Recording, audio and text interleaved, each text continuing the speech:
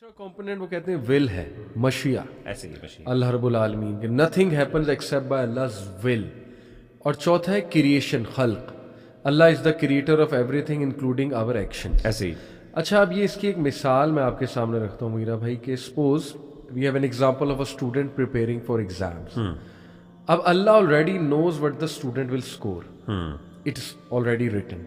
अल्लाह का नॉलेज आ गया, it is also written वो कितना स्कोर करेगा। अल्लाह Wills that effort leads to success in general.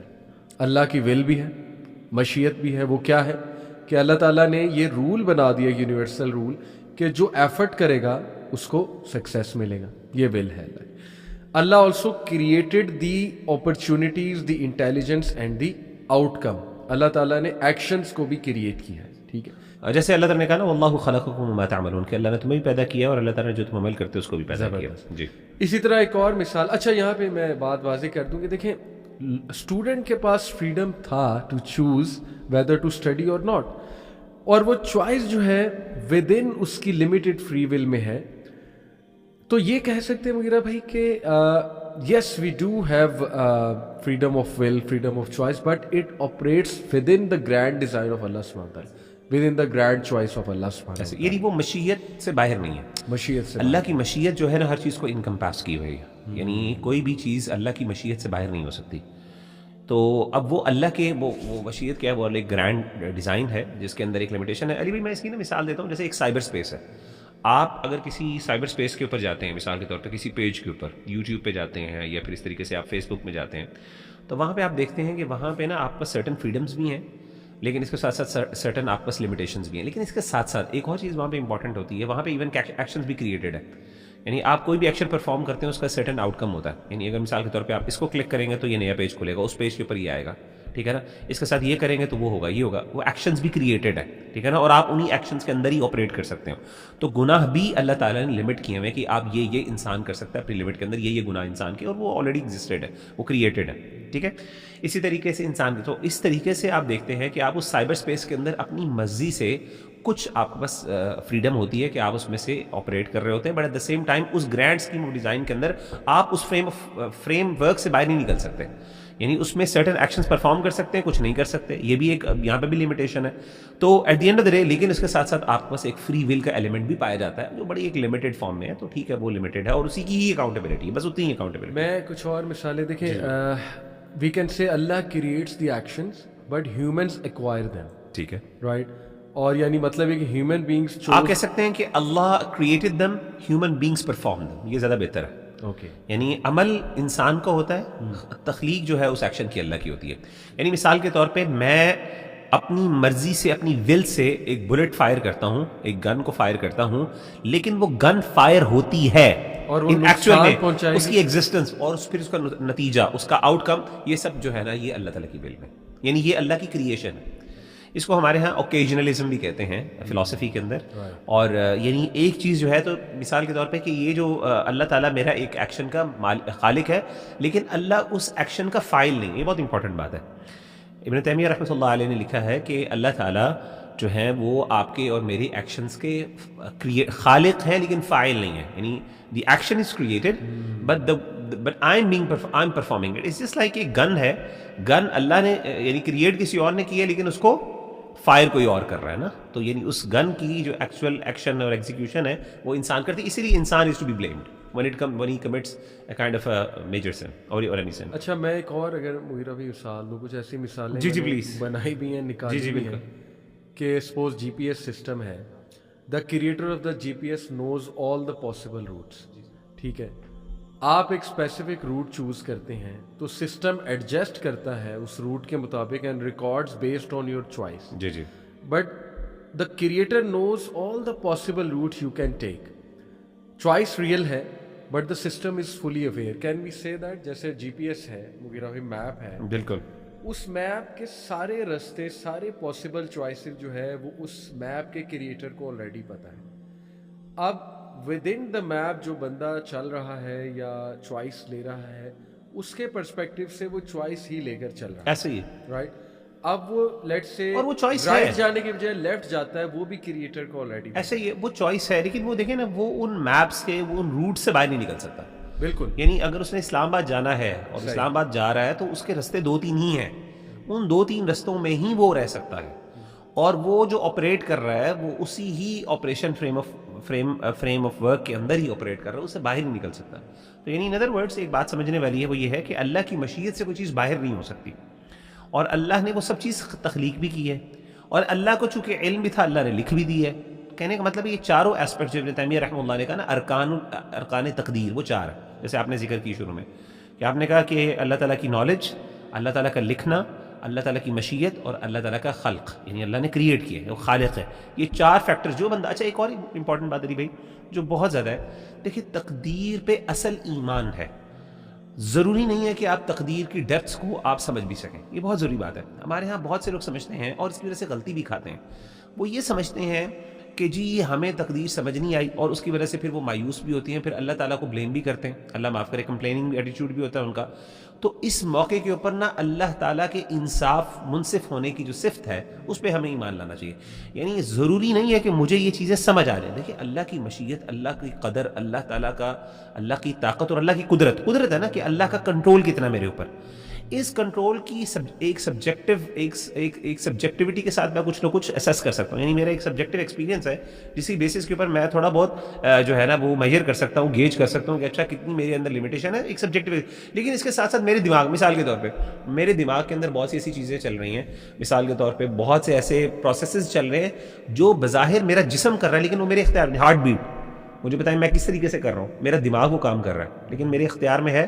سبجیکٹیولی آپ اپنے آپ سے پوچھیں نہیں ہے، ہاں سائنٹیفکلی بایولوجیکلی آپ کے اختیار میں، ٹھیک ہے نا. ایک قسم کا میری باڈی کر رہی ہے نا، میری یہ جو موومنٹس ہیں، مسل موومنٹس وغیرہ، یہ ساری ان کے پیچھے کیا ہے، وہ نیورونس کس طریقے سے کام کرتے ہیں، کیمیکل نیٹ ورکس، اس میں بھی انسان کے پاس لمیٹیشن ہے. Even though apparently it appears to be کہ آئی ایم ڈوئنگ دیٹ، ٹھیک ہے نا، اس پورے سسٹم کو رن کر رہا ہوں. تو کہنے کا مطلب ہے کہ انسان کو ایسے موقع پر بس یہ ہونا چاہیے، یعنی اللہ کی قدرت کو ضروری نہیں ہے کہ میں 100% سمجھوں، مجھے ایمان لانا ہے. اس لیے ابن تیمیہ رحمہ اللہ کہتے ہیں کہ اگر ایک بندہ 4 چیزوں پر ایمان لے کے آتا ہے نا، اس کا تقدیر پر ایمان ہے، اور وہ بندہ تقدیر کا منکر نہیں ہے. کیا ہے؟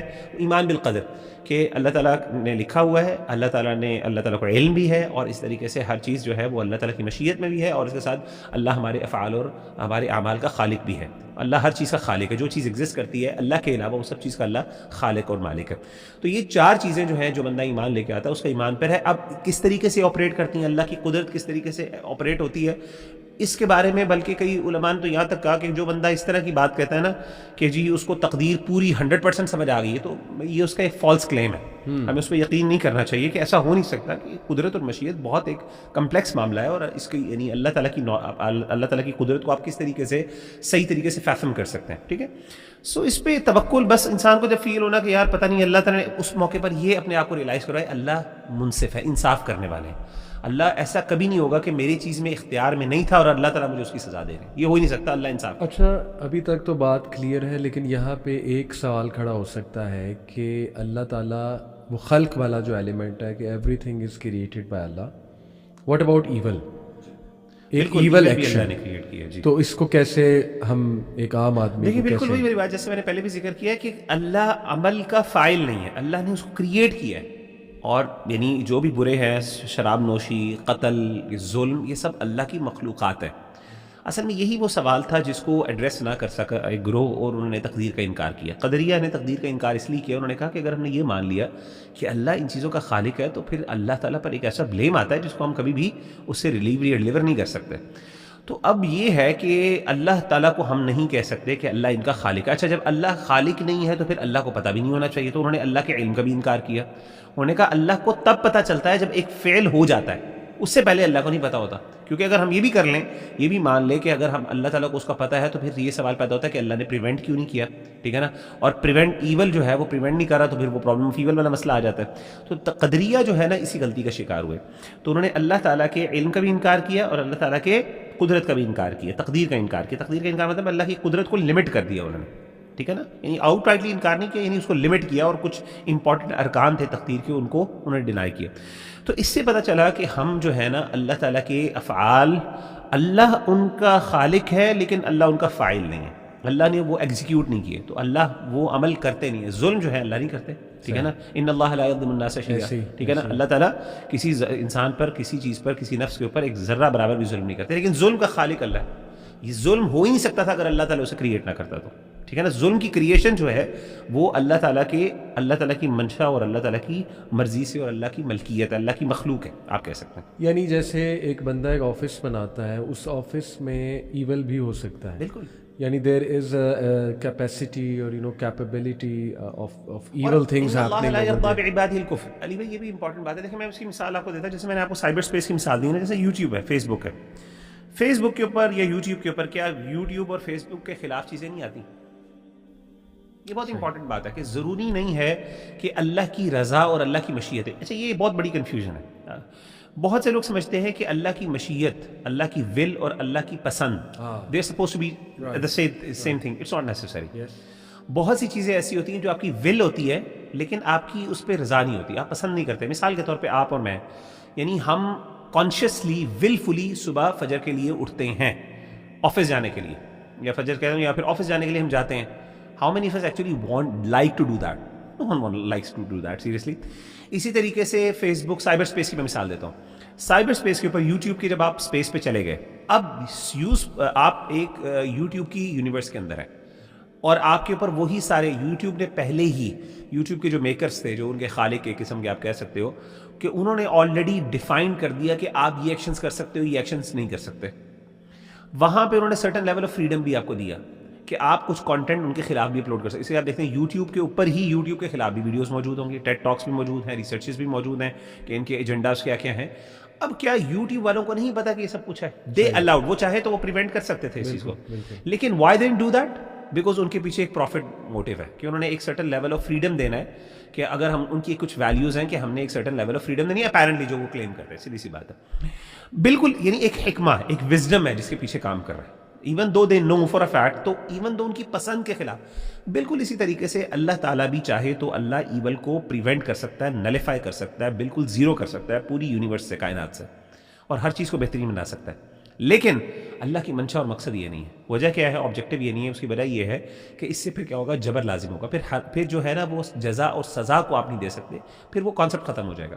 تو اس کے پیچھے حکمت ہے. تو حکمت جو ہے، بینیفٹ، ایک گریٹر، ایک جو ہے نا اس کے پیچھے ایک بینیفٹ ہوتا ہے، ایک گریٹر خیر ہوتی ہے جس کی بنیاد پر آپ کچھ چیزوں کو الاؤ بھی کرتے ہیں. اسی لیے اللہ کی زمین کے اوپر اللہ کے خلاف ورزی بھی ہوتی ہے، اللہ کے خلاف بغاوت بھی ہوتی ہے. اللہ تعالیٰ کو اللہ معاف کرے، اللہ معاف کرے، لوگ اللہ تعالیٰ کو باتیں بھی بناتے ہیں، گالیاں بھی دیتے ہیں ریاض باللہ خدا کو، ٹھیک ہے نا، سب کچھ کرتے ہیں. اور اللہ کی مشیت اور اللہ کی ول سے ہی سب کچھ ہوتا ہے، وہ باہر نہیں. اللہ اس کو چاہے پریونٹ کر سکتے ہیں، اس طریقے سے ایک فیس بک یا یوٹیوب بھی کر سکتا ہے پریونٹ، وہ کرتے بھی ہیں، کچھ جگہوں پہ کرتے ہیں. تو اللہ چاہے تو اللہ بھی کر سکتے ہیں، لیکن کچھ جگہوں پہ اللہ نہیں بھی کرتے. تو اس کے پیچھے ایک مشیت اور ایک آپ سمجھ لیں اللہ کی مشیت بھی ہے، اور اس کے ساتھ اللہ کا وزڈم اور حکمت بھی ہے. اچھا، ابن القیم کا مغیرہ میں ایک بڑا انٹرسٹنگ پوائنٹ آپ کے سامنے رکھتا ہوں.